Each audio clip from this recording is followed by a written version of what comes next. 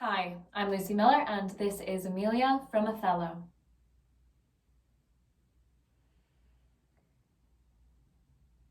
But I do think it is their husband's fault if wives do fall.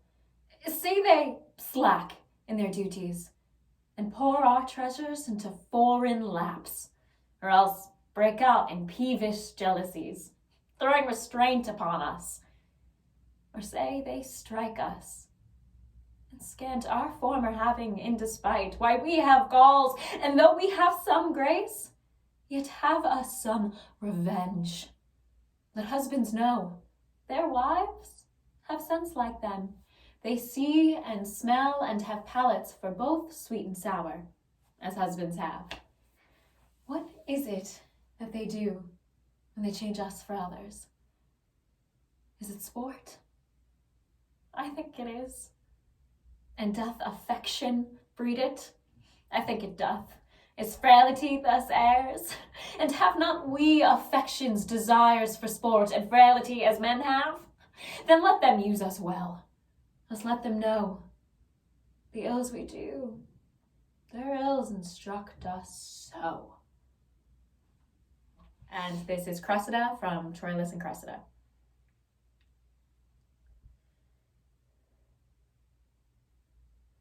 Hard to seem won, my lord, but I was won with the first glance that ever...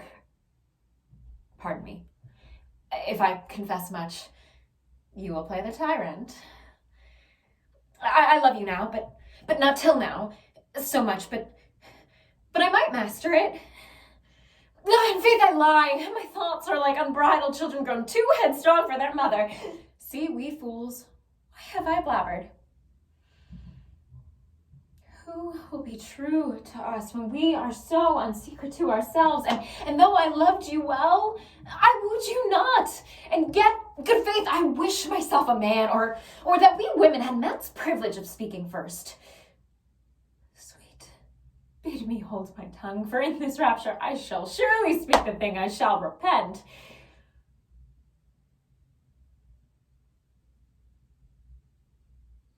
See your silence, cunning in dumbness from my weakness, draws my very soul of counsel. Stop my mouth.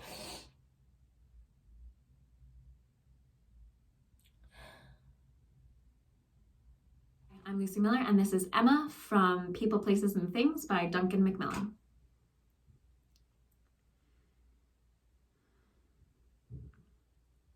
I'm worried that a trained professional that many certificates can also wear a crucifix.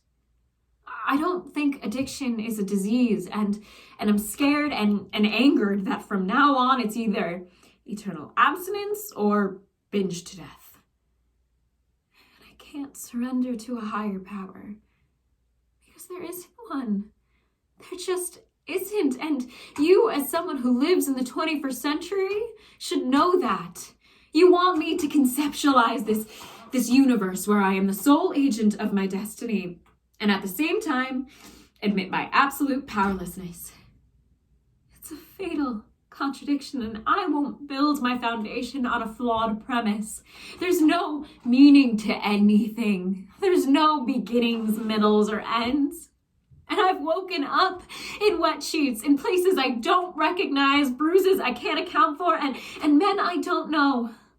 I've stolen from people and I've slept on the streets. I'm in trouble. And I know that. But this book, this process, it can't help me. You can't help me.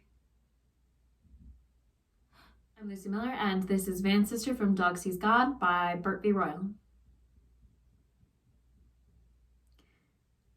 I was pregnant. Don't worry, it wasn't yours. I had had an abortion the day before, and the next day during biology, we were ironically learning about reproduction. So I'm sitting there listening to Miss Rainey go on about the uterus, eggs, fallopian tubes, and I'm getting sick to my stomach already. So I start zoning out on anything I can. And I start to read a note over Miss Puritanical Princess's shoulder. She's telling her friend how happy she is that she's a virgin and that she's going to stay that way until she's married, and how repulsed she is by all the whores at our school.